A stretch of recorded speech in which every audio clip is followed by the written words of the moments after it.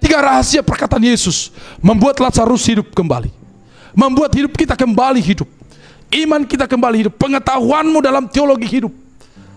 Kalau saudara boleh dengarkan perintah Tuhan ini, yang pertama, rahasia yang pertama yang Yesus katakan saudaraku di ayat 39. Ini langsung dari mulut Yesus, perintah ini, rahasia ini. Yesus katakan begini, maka kata Yesus, angkat batu itu.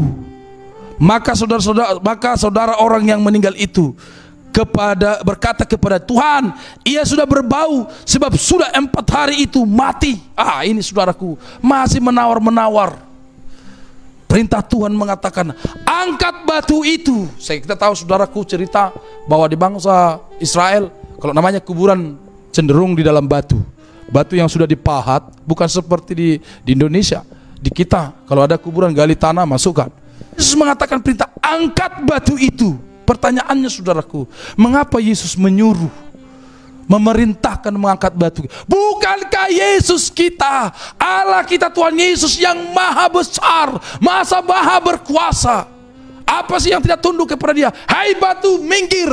Batu saja bisa minggir saudara, seharusnya. Tetapi Yesus mengatakan angkatlah batu. Yesus memerintahkan supaya orang aktif, supaya setiap yang mendengarkan suaranya aktif. Saudaraku, hari ini juga dengan situasi yang sama. Yesus mengatakan kepada dia, angkat batu itu. Apa yang menghantui pikiranmu, apa yang menimpa pikiranmu, apa yang menimpa hidupmu, angkat itu semua, buang. Engkau datang kepada Tuhan, mulai hari ini kau percaya, puji Tuhan, haleluya. Ini saudara kasih nama Tuhan. Buangkan persoalanmu, rasa takutmu saudaraku. Yang rasa takut berlebihan. Saudara kasih nama Tuhan. Angkat batu itu dengan suara yang sama, situasi yang sama. Yesus mengatakan kepada kita, angkat batu dari hatimu, dari pikiranmu yang menimpa engkau bisa berjalan, yang menimpa engkau sehingga mati. Tetapi angkat batu supaya engkau hidup. Amin. Amin. Amin.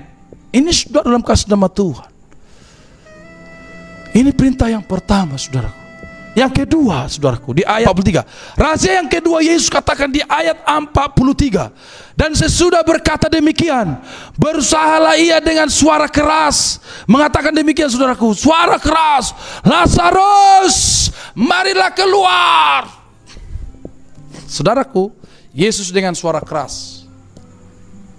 Bukankah Yesus hanya butuh firman? Harus pakai suara keras? Yesus cukup dengan firman, tidak harus suara keras. Tetapi firman Tuhan yang hidup ini mengatakan, Yesus dengan suara keras. Dengan suara keras. Lazarus! Saya percaya waktu Yesus bersuara keras, mungkin gempa juga. Ya gemetar. Orang yang di sekitar dia berbondong-bondong, orang Yahudi, akan melihat situasi yang menggelegar itu. Dengan suara Yesus mengatakan dengan keras, Lazarus, keluarlah. Saudaraku, dengan suara yang sama Yesus mengatakan, saudaraku, mungkin saya seperti saya Samuel Sitanggang. Samuel Sitanggang, keluar engkau dari keinginanmu sendiri, keluar engkau dari rasa takutmu, datang engkau kepadaku. Ini saudaraku, marilah keluar. Yesus mengajak Lazarus datang kepada dia. Hari ini saudaraku, dengan suara yang sama, dengan suara keras saya katakan, hamba-hamba Tuhan, anak-anak Tuhan, sama-sama kita katakan kepada saudara kita yang lain, kuasa perkataan ini katakan kepada saudaramu, seimanmu, ya, sesatu gereja, atau mungkin ya Kristen yang belum bertobat, katakan kepada mereka, saudaraku, mari datang kepada Tuhan Yesus. Ketika engkau sering mendengarkan, ketika engkau semakin menyelidiki firman Tuhan, maka semakin kencang pengertianmu kepada Tuhan, semakin keras suara Tuhan engkau dengar dalam dirimu, menggerakkan imanmu, berkuasa untuk menghancurkan, melenyapkan semua ketakutan, bahkan penderitaan, bahkan penyakitmu. Rahasia yang ketiga dari keluar dari Yesus, sebelum 4 yang terakhir dikatakan begini, orang yang telah mati itu datang keluar, kaki dan tangannya masih masih terikat dengan kain kapan, dan mukanya tertutup dengan kain peluh.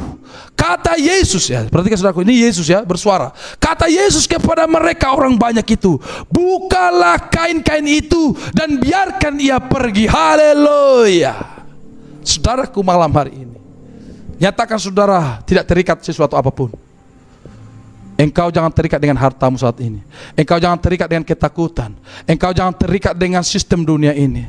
Walaupun semua yang Tuhan ciptakan di dunia ini adalah tidak lain dan tidak kata lain untuk fasilitas, teknologi, uang, harta, itu semua adalah fasilitas yang membahagiakan saudara sebagai anak Tuhan. Tetapi engkau, hidupmu jangan diikat oleh itu.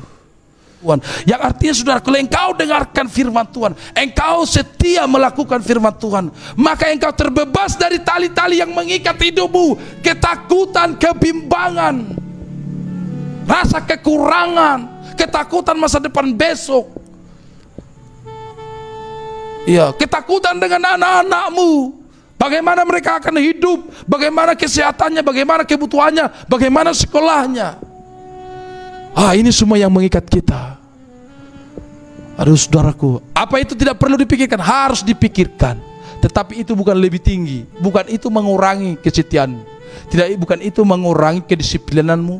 Percaya kepada Tuhan, supaya engkau boleh menikmati kuasa daripada Tuhan ini, dari firman-Nya ini.